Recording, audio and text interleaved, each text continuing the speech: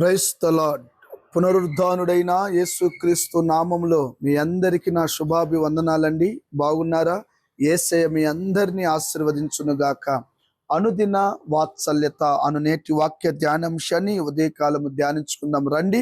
పరిశుద్ధ బైబిల్ గ్రంథములో నుంచి ద్వితీయోపదేశ కాండము 20వ అధ్యాయము 4వ వాక్య భాగాన్ని నేను చదువుతాను. వీలైతే బైబిల్ తెరిచి వాక్యాన్ని గమనించండి.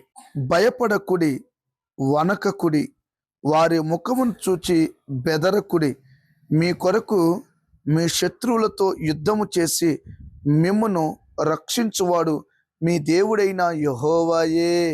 యేసయ్యకు మహిమ కలుగును గాక. ఈ వాగ్దానం, ఈ ఉదయకాలం దైవ జనాంగమా, దేవుని ప్రజలారా, ఈ వాక్యాన్ని వింటున్న మీ అందరితో నా ప్రభు సూటిగా తేటగా వాగ్దాన రీతిగా మీ ఏమని మాట్లాడుతున్నాడో తెలుసా?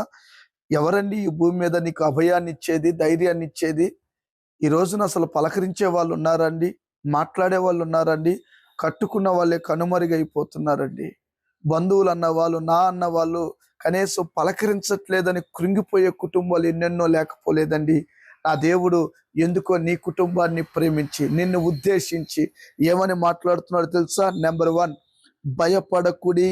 దైవ జనాంగమా, పరిశుద్ధ పిల్లలారా, ఏ విషయంలో భయపడుతున్నారు? నా భయపడకుడి, వనకకుడి. ఇంతకీ ఏ విషయాల్లో వణికిపోతున్నావు? ఏ విషయాల్లో భయపడుతున్నావు? అప్పులు తీర్చబడట్లేదని భయపడుతున్నావా? రోగం ఎక్కువైపోతుందని భయపడుతున్నావా? వనకకుడి, శత్రువు నిన్ను కలవర పెడుతున్నాడని వణికిపోతున్నావా? వనకొద్దు, కలవర పడాల్సిన అవసరం లేదని వారి ముఖమును చూచి బెదరకు. శత్రువు ముఖము చూస్తే గజగజ గజగజ బెదిరిపోతున్నావు కదూ. బెదరాల్సిన అవసరం లేదు. మీ కొరకు మీ శత్రువుతో యుద్ధము చేయుటకు సైన్యములకు అధిపత్యగు యెహోవా రక్షించుటకు శక్తి కలిగిన వాడు, సామర్థ్యం కలిగిన దేవుడు ఈ ఉదయకాలం నీకు అభయమిస్తున్నాడు. యేసయ్యకి మహిమ కలుగునుగాక. ప్రియమైన దైవ జనాంగమా, శత్రువు ఈ రోజున ప్రతి కుటుంబాన్ని పాడు చేయాలని, ప్రతి యవనస్తుడను పాడు చేయాలని, ప్రతి యవన బిడ్డను పాడు చేయాలని, ప్రతి దేవుని నమ్మిన బిడ్డను పాడు చేయాలని వాడు విజృంభిస్తూ ఉన్నాడు. వాడు వేటాడుతూ ఉన్నాడు. వాడు తిరుగుతూ ఉన్నాడు. సిగ్గులేనోడు కదండి. దేవుని సంకల్పాలను పాడు చేయాలని, ఇశ్రాయేలు ప్రజలను కలవరపరచాలని, దేవుని నమ్మిన వారిని బెదిరించాలని వాడు విచండ కోపముతో, ఉదండ కోపముతో ఒక్కొక్కసారి మన మీదకి దండెత్తినట్లుగా కనబడతాడు. కానీ దేవుడు అంటున్నాడు, నేను నిన్ను రక్షించడానికి శక్తి కలిగిన వాడని, నిన్ను నడిపించడానికి సామర్థ్యం కలిగిన వాడను, నీ కుటుంబాన్ని కాపాడడానికి సర్వయుగములలో నేను సజీవుడను అని ప్రభు సూటిగా ఈ ఉదయకాలం మాట్లాడుతున్నాడు. ఇంతకీ ఎవడు ఈ శత్రువు? అపవాది అయిన శత్రువు. ఒకవేళ కొన్ని సమయాల్లో మన శరీరంలోనే కొన్ని శత్రువులు ఉంటాయి. మన శరీరమే ఒక్కొక్కసారి మనకి శత్రువుగా ఉంటుంది. మన ఆలోచన విధానమే శత్రువులుగా మారిపోతూ ఉంటాం.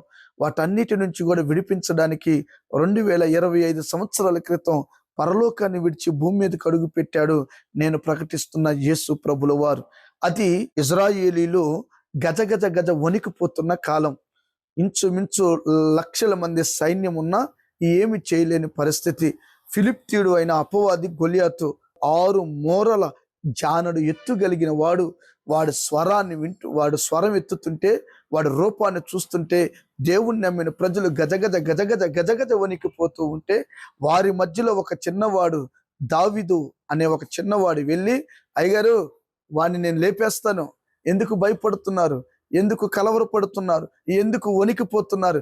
సున్నత లేని ఫిలిప్తీయుడు ఎంత నేను అని వేసేస్తాను అయ్యగారు అంటే, ఒరే నువ్వు చిన్నోడివి, పెద్ద మాటలు మాట్లాడుతున్నావు, వద్దు నాన్న, మేమే 40 రోజుల నుంచి వణికిపోతున్నాం, భయపడుతున్నాం, కంగారు పడిపోతున్నాం, శత్రువు గజ గజ వణికిస్తున్నాడు, వాడు మామూలు వ్యక్తి కాదు నాయన అని చెప్తే ఆయన అన్నాడు, దావీదు అంటాడు, అయ్యా, అరణ్యములో సింహాన్ని చీల్చేశానయ్యా, నా దేవుడు నాకు తోడుగా ఉన్నాడు గనుక.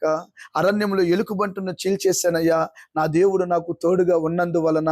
అయ్యా, ఎలుకబంటుని సింహాన్ని చీల్చడానికి కృపను, బలమును, శక్తిని, సామర్థ్యాన్ని ఇచ్చిన దేవుడు ఈ గొలియాతును కూడా అలాగే యేసు నామములో నేల మట్టం వరకు కింద పడగొడతానయ్యా అని చెబితే ఆ మాటలు కాస్త ధైర్యాన్ని పుట్టించాయండి.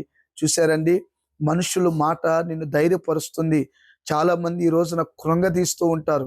బాధల్లో ఉండేవారిని కృంగతీస్తూ ఉంటారు. కష్టాల్లో ఉన్నవారిని కృంగతీస్తూ ఉంటారు. ఆ రకరకాల వ్యవస్థలో బాధలో ఉన్నవారిని మాటలతో కృంగతీసి చంపుతూ ఉంటారు. భయపడొద్దు, బెదరొద్దు, వణకొద్దు. వారి మాటలు నీ చెవున పడ్డప్పుడు నువ్వు ప్రభు సన్నిధిలో కనిపెట్టడం నేర్చుకో.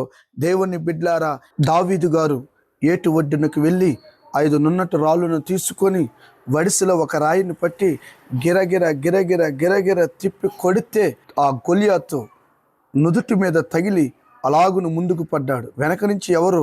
నేను ప్రకటిస్తున్న యేసు ప్రభుల వారు కొట్టాడు, యుద్ధం చేశాడు. చూడండి, ఆ తలను నరికి అలా పట్టుకొని విజయాన్ని అందించాడు. ఒకప్పుడు నిన్ను కూడా చిన్నోడు అంటున్నారా?